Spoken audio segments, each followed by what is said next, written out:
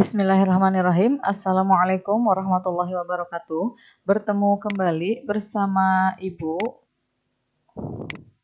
Mia Nur Melati dalam mata pelajaran Seni Budaya SMK kelas 10 pada KD 3.4 yaitu jenis, fungsi, dan unsur seni budaya Nusantara part 4 tentang seni teater. Bagaimana kabar kalian hari ini? Semoga kalian dalam keadaan sehat walafiat dan tetap semangat untuk belajar ya. Sebelum kita masuk ke materi pembelajaran, Ibu akan membacakan kompetensi dasar dan tujuan pembelajaran yang akan dicapai. Pada 3.4 yaitu menganalisis jenis, fungsi, dan unsur seni budaya Nusantara. 4.4 yaitu memilah jenis, fungsi, dan unsur seni budaya Nusantara. Tujuan pembelajaran yang akan dicapai melalui pembelajaran dengan pendekatan saintifik, peserta didik dapat menganalisis jenis, fungsi, dan unsur seni budaya Nusantara. Yang kedua, memilah jenis, fungsi, dan unsur seni budaya Nusantara. Sub yang A yaitu pengertian seni teater. Seni teater Nusantara berawal dari seni teater daerah atau seni teater tradisional. Teater berasal dari bahasa Yunani yaitu teatron yang asal katanya theomai yang berarti takjub melihat atau memandang. Dalam perkembangannya, teater memiliki beberapa pengertian. Yang pertama, teater dapat diartikan sebagai gedung atau tempat pertunjukan. Ini dikenal pada zaman Plato ya. Yang kedua, teater dapat diartikan sebagai publik atau auditorium. Ini dikenal pada zaman Herodotus. Dan yang terakhir, teater dapat diartikan pula sebagai pertunjukan atau karangan yang dipentaskan. Teater dapat diartikan dengan dua cara, yaitu dalam arti sempit dan dalam arti luas. Dalam arti sempit, teater bisa diartikan sebagai drama, kisah hidup atau kehidupan manusia, baik itu fiktif maupun nyata, yang diceritakan dan dipentaskan di atas panggung atau pentas. Kemudian didiskusikan orang banyak yang mengacu pada panduan teks ataupun naskah.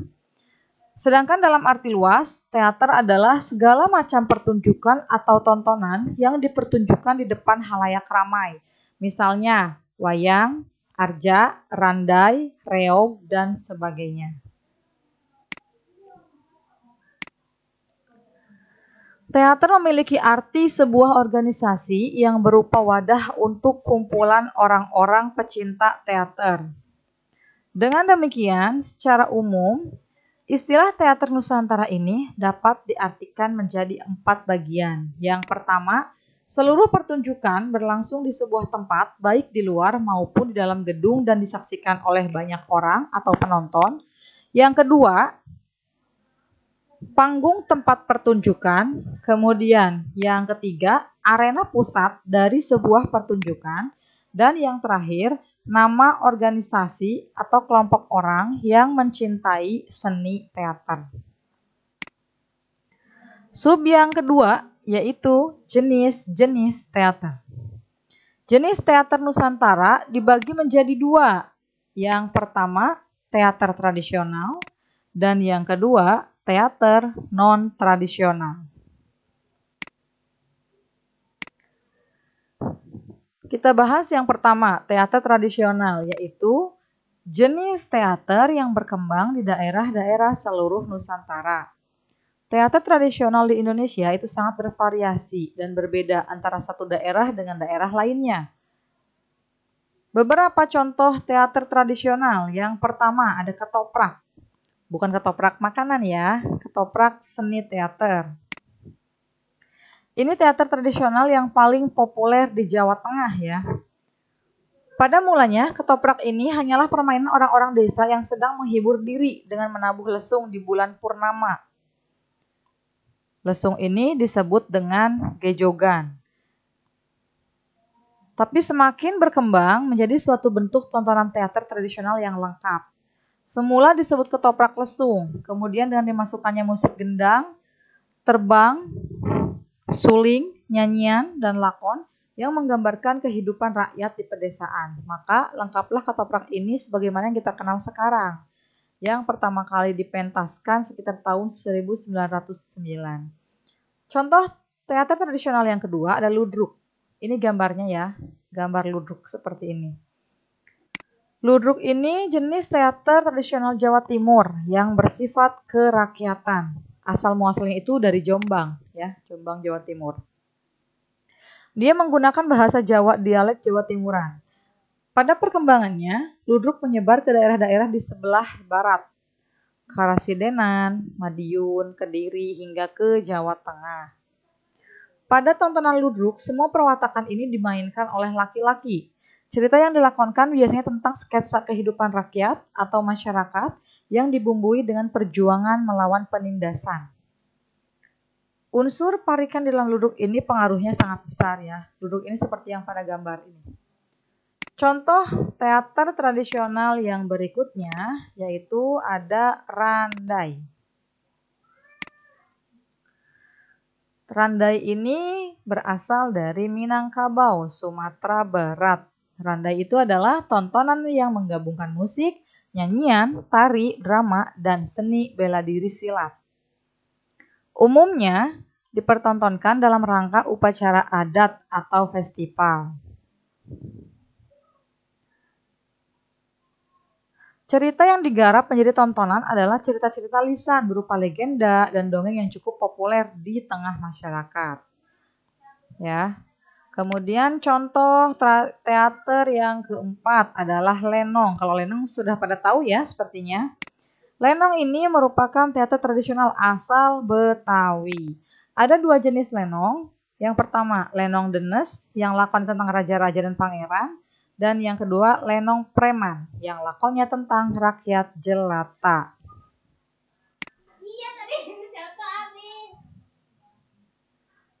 Seperti yang kita kenal sekarang, pada mulanya dia dimainkan semalam suntuk. Tapi karena zaman semakin berkembang dan tuntutan keadaan, maka terjadi perubahan-perubahan. Teater tradisional Betawi yang lain ada topeng Betawi, topeng Blantek, dan juga jipeng. Dan bahasa yang digunakannya juga tentu bahasa Betawi ya. Kemudian contoh seni tari tradisional, teater tradisional yang berikutnya. Yang kelima yaitu ada longser. Longser itu berasal dari kata melong. Melong teh melihat ya. Bahasa Sunda melong, pada tahu kan melong ya. Dan seredet atau tergugah. Diartikan bahwa siapa yang melihat atau menonton pertunjukan itu hatinya akan merasa tergugah. Sebagaimana dengan tontonan teater tradisional yang lain, tontonan longser juga bersifat hiburan. Sederhana, jenaka, dan juga menghibur.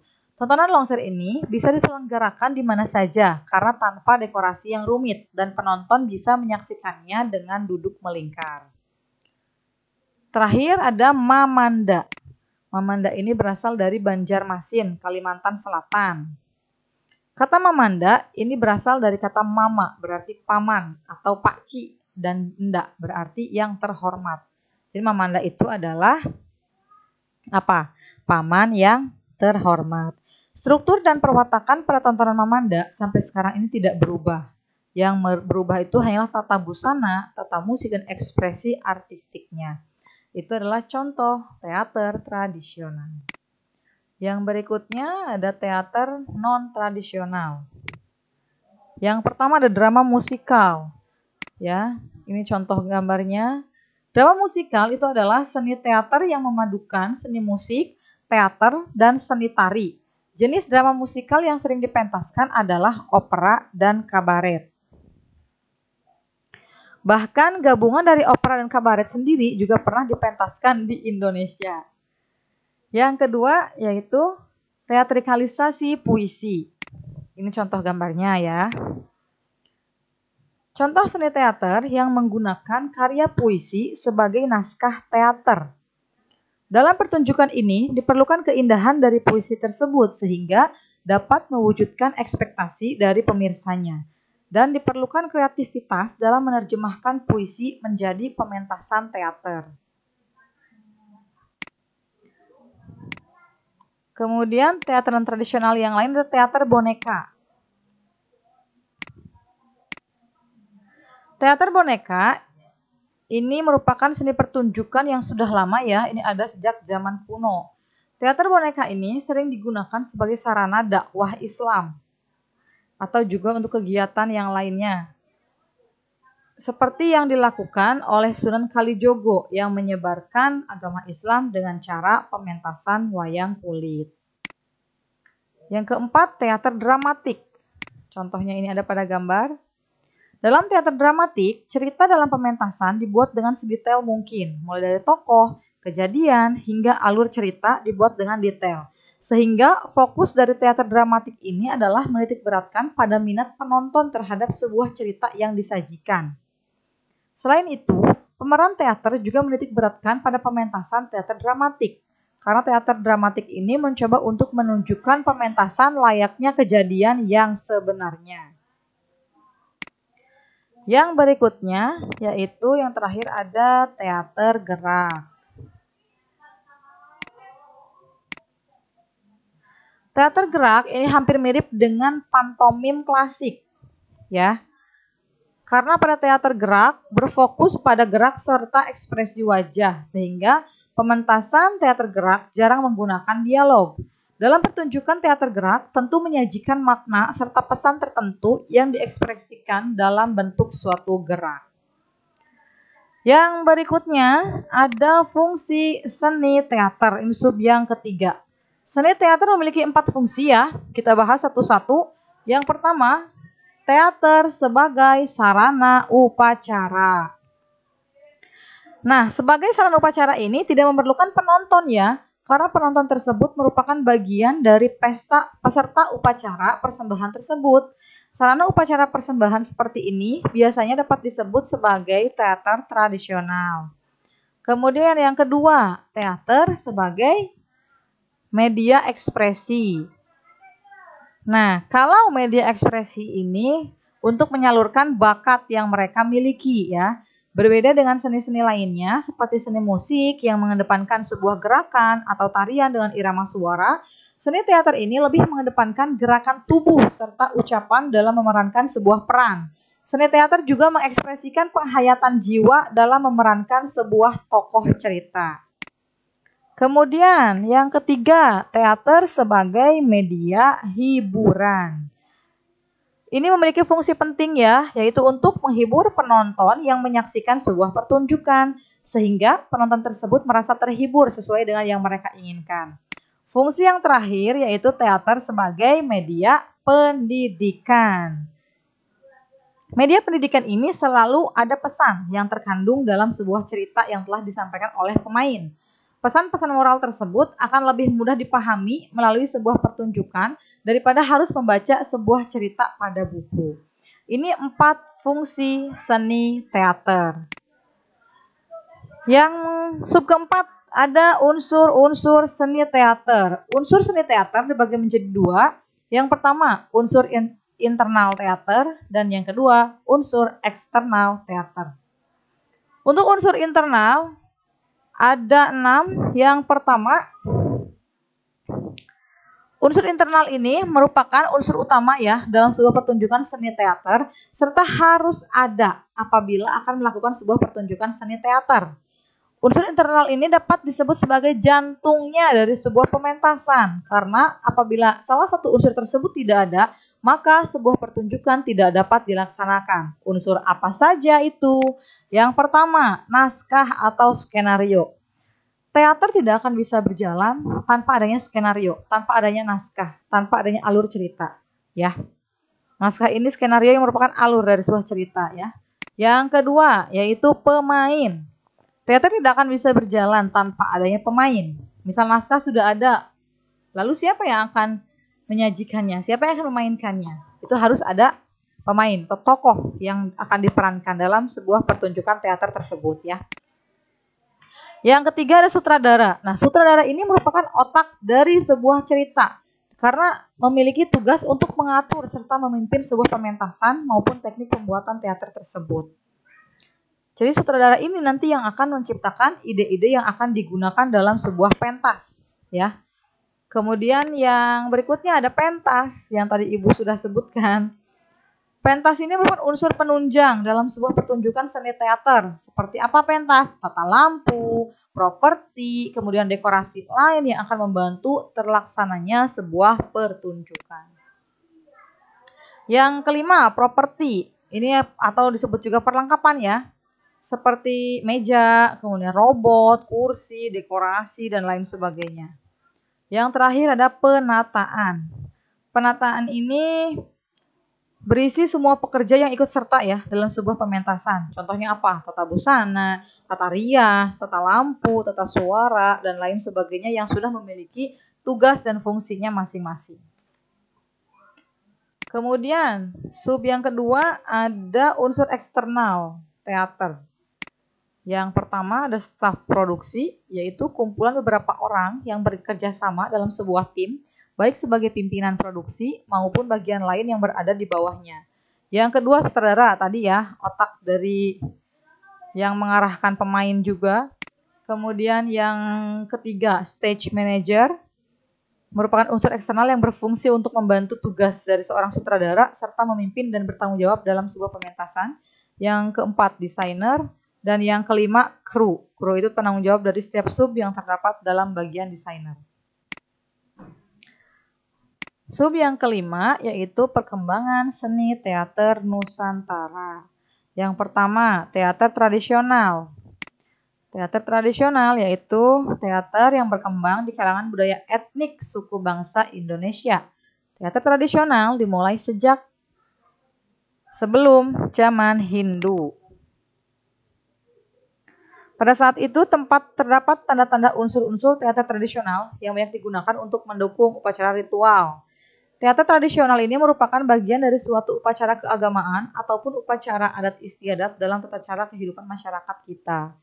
Teater tradisional biasanya dipertunjukkan secara improvisasi atau tanpa naskah dan bisa dipentaskan di sembarang tempat. Jenis teater tradisional Indonesia itu contohnya ada makyong, randai, mamanda, wayang, lenong, drama, tarling, ludruk, dan lain sebagainya. Itu adalah teater tradisional. Yang kedua yaitu teater klasik. Teater klasik yaitu teater yang sifatnya sudah mapan. Segala sesuatunya sudah teratur dengan cerita dan pelaku yang terlatih, dipertunjukkan di gedung-gedung pertunjukan yang memadai, dan cenderung tidak menyatu lagi dari kehidupan rakyatnya. Teater klasik lahir dari pusat kerajaan sehingga bersifat feodalistik. Contoh teater klasik itu apa? Wayang orang, wayang kulit, dan wayang golek ya. Mudah-mudahan kalian bisa membedakan contoh dari teater klasik, teater tradisional, dan yang ketiga ada yaitu teater transisi. Jenis teater ini peralihan dari bentuk tradisional ke bentuk modern, ditandai dengan adanya cerita yang sudah mulai ditulis meskipun masih dalam wujud cerita ringkas. Pada masa teater transisi belum muncul istilah teater, namun dikenalnya dengan istilah sandiwara. Karenanya rombongan teater pada masa itu menggunakan nama sandiwara, sedangkan cerita yang disajikan dinamakan drama. Sampai pada zaman Jepang dan permulaan zaman kemerdekaan, istilah sandiwara masih sangat populer. Istilah teater bagi masyarakat Indonesia baru dikenal setelah zaman kemerdekaan. Setelah kemunculan teater transisi, barulah banyak pengetahuan untuk mengadopsi seni teater barat dan memadukannya dengan teater tradisional.